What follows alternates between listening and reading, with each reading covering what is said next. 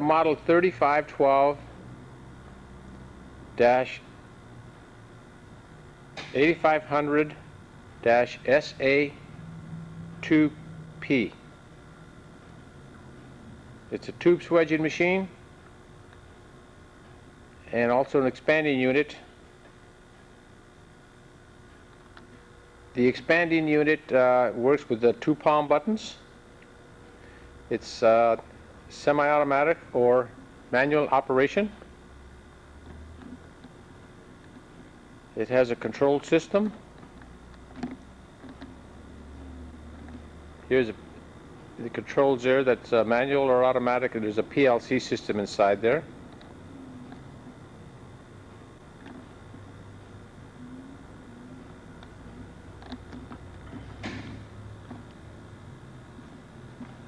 This unit is electrical driven, hydraulic powered. You can see the reservoir right here.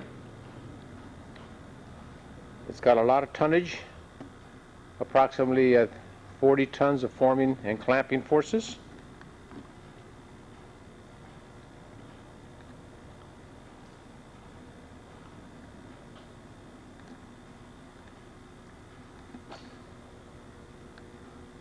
Here again we see the 2-palm buttons, and the stroke is controlled by these micro switches. There's 2 micro switches there.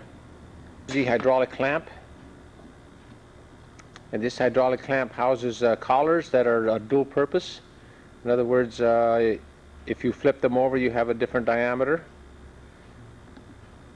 So there's 2 diameters in each set of collars. Over here we have the expanding unit. This expanding unit is operated by this foot pedal.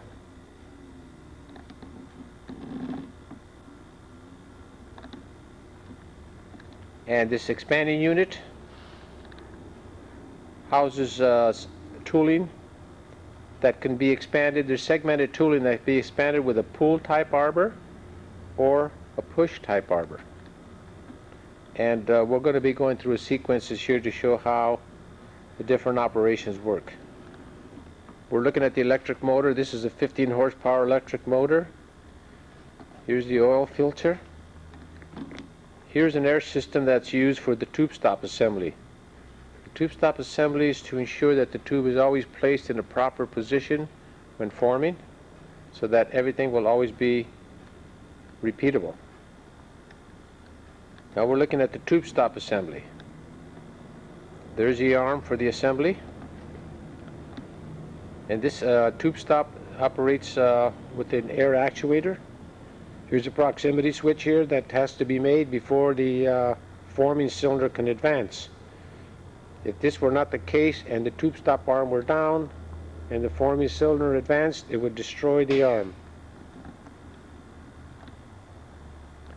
Again, here's the air system,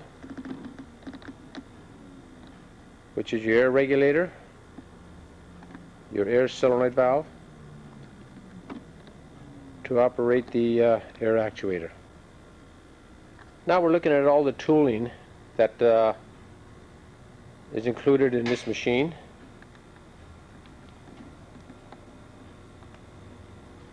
And there are some samples here as well as to what the machine will make. These are the clamp collars. Again, you can see the dual purpose.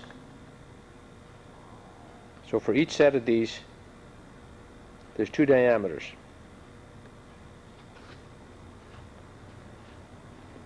Here's the segment sets. These happen to be the push segment sets.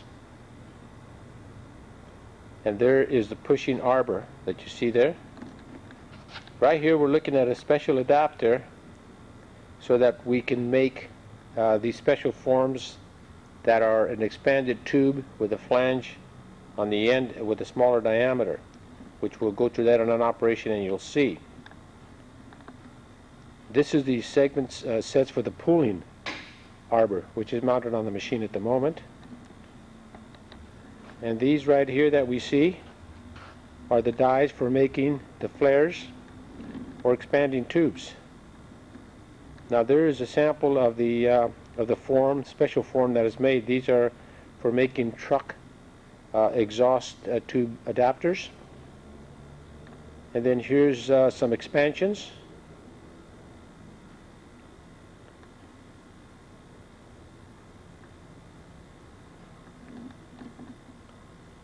So there's a variety of tooling that can be used for making different operations or different forms of expansions and flares and flanges. Looking here at these clamps here, you'll see that there's these two bars that we see right here. Those two bars have to be there to help reinforce the tooling during the forming of the flaring or flanging of the tube, because the tube ends are so short there's not much clamp surface.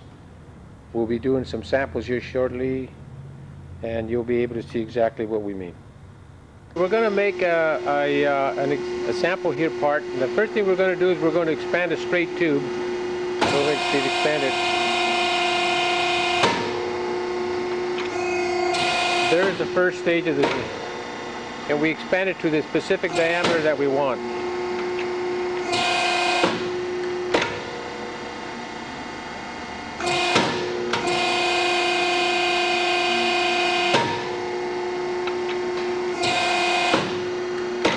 Now to adjust to increase the diameter, he unscrews the die retainer or the backstop, the micro dowel backstop. When we're using the pulling arbor, we move the micro dowel out. When we use the pushing arbor, we move the die retainer in. This is the adjustable spacer ring that we're going to put inside of the clamp, so it's going to be used as a backstop. And you set it, and you'll notice that there's a threaded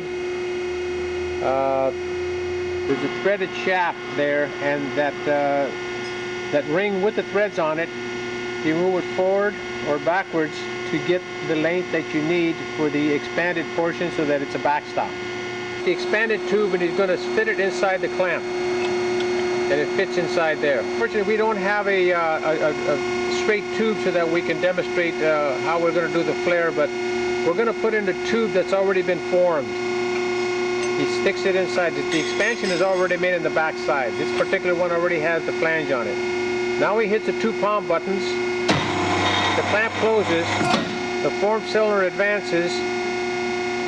Makes the flare.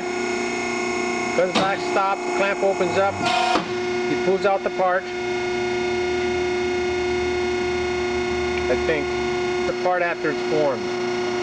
We have complete instructions manuals or service details in our service manual that will tell you how to do each operation. Each specific one, it can do different diameters. The rest of it is expansion. Just stick the tube inside the clamp, hit the palm button, expander comes forward and does the forming. We're going to do a typical cycle. You see the tube stops there by the clamp.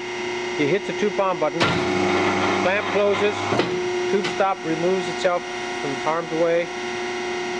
Expander die cylinder goes forward, goes back.